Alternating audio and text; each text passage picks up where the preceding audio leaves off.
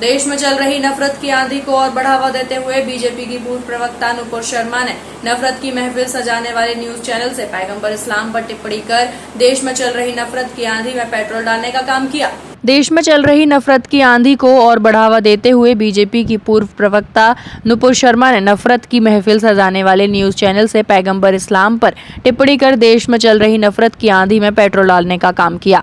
नुपुर शर्मा द्वारा की गई टिप्पणी से देश ही नहीं विदेशों में भी हाहाकार मच गया। इसी कड़ी में यूपी के बरेली से दरगाह आला हजरत के जुड़े संगठन आईएमसी के अध्यक्ष मौलाना तौकीर रजा ने नुपुर शर्मा द्वारा दी टिप्पणी का विरोध करने के लिए धरना प्रदर्शन करने का ऐलान किया था, जो कि आगामी 17 जून को होना है। मौलाना तौकीर रजा खान ने शासन प्रशासन से मांग की आरोपी नुपुर शर्मा को गिरफ्तार किया जाए। अगर नुपुर शर्मा की गिरफ्तारी नहीं की गई तो तौकीर रजा धरना प्रदर्शन करेंगे। वहीं शासन प्रशासन ने अभी तक नुपुर शर्मा की गिरफ्तारी नहीं की है। वहीं मुस्लिम समुदाय का विरोध प्रदर्शन लगातार देश भर में जारी है।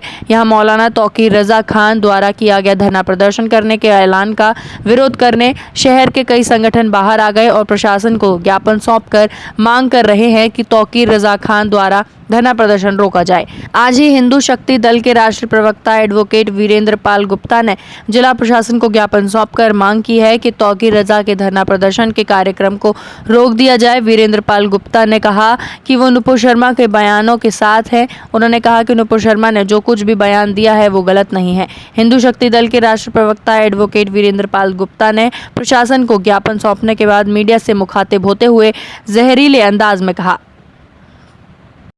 मेरा नाम वीरेंद्र पाल गुप्ता एडवोकेट है। आज यहाँ पर डीएम ऑफिस आए हैं। हाँ, मैं राष्ट्रीय प्रवक्ता हिंदू शक्ति दल हूँ। वीरेंद्र पाल गुप्ता एडवोकेट हमारा नाम है। हमारा जो है आज ये जो ज्ञापन दिया है, ये जो काशी मथुरा और नुपुर शर्मा ने जो एक बयान दिया था डिबेट में, उसको लेकर ये बहुत हो हल्ला कर रहे हैं। विशेषकर जो अपने लिए स्वयंभू ठेकेदार बने हुए हैं, मुसलमानों को अपने लिए बताते हैं, तौकीर रजा हैं, मदनी हैं, वो बर्क साहब हैं और ओवैसी हैं। ये स्वयंभू ठेकेदार हैं, ये मुसलमानों के ठेकेदार बने हुए हैं।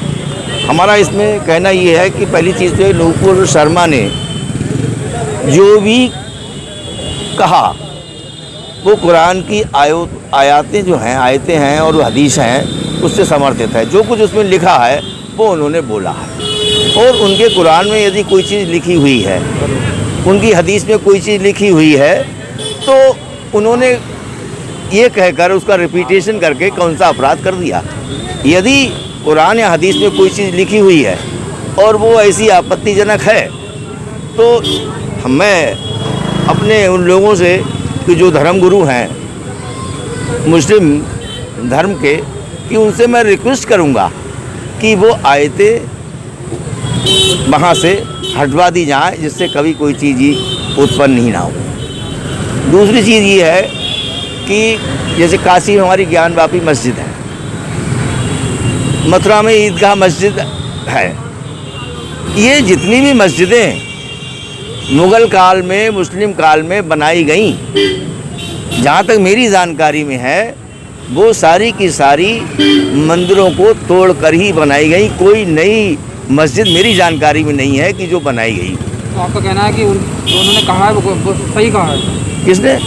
नुपुर शर्मा ने। नुपुर शर्मा ने भी जो स्टेटमेंट कहा, उन्होंने सही नहीं कहा। सही गलत का उनकी तरफ से मतलब ही नहीं है।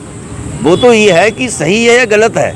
वो हदीस में या कुरान की आयत में जो लिखा हुआ है वो सही है या गलत है, इसका इंटरप्रिटेशन केवल मुस्लिम लोगों के धर्मगुरु कर सकते हैं। मैं किसी चीज़ में कोई चीज़ लिखी हुई है और मैं उसको अगर पढ़ रहा हूँ और मेरी इंटेंशन ख़राब नहीं है, तो वो कहाँ का अपराध, क्या अपराध कर दिया।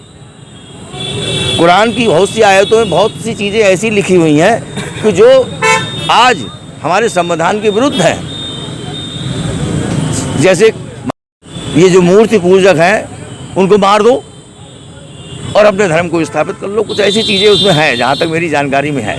तो आपका समर्थन है नुपुर शर्मा का? बिल्कुल, नुपुर शर्मा को हमारा समर्थन है, क्योंकि उन्होंने कोई आपराधिक कृत्य नहीं किया है और उनके खिलाफ जो भी चीज़ हो रही है वो उनके संवैधानिक मूल अधिकारों के विरुद्ध है। तो इस संबंध में आप किससे मिले थे? इस संबंध में हम डीएम साहब से, अभी सिटी मजिस्ट्रेट साहब से हम मिले हैं और जिला मजिस्ट्रेट के द्वारा हमारे ये ज्ञापन सब जगह जा रहे हैं। दूसरी चीज़ बड़ी इम्पॉर्टेंट मैं आपसे कहने जा रहा हूँ कि जो मस्जिदों वाली बात मैं अभी कर रहा था और मंदिरों वाली जो तोड़ कर बनाई गई हैं, वहाँ पर वो क्रिमिनल ट्रेसपास करके वहाँ गए थे, तोड़कर बनाया था, अवैध रूप से जोर और जुल्म के बल पर वो बनाई गई थी।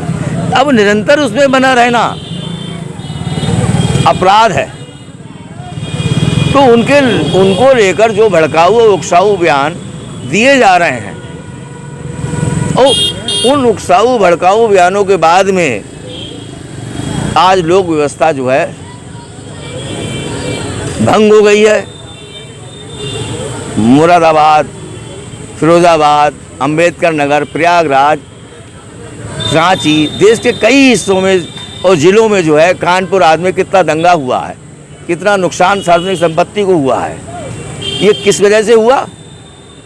केवल जो भड़काऊ और उकसाऊ बयान दिए गए लोगों के द्वारा, वो लोग जिनके खिलाफ कार्रवाई हो रही है, जिनके खिलाफ FIR हुई हैं, वो लोग तो मोहरे हैं।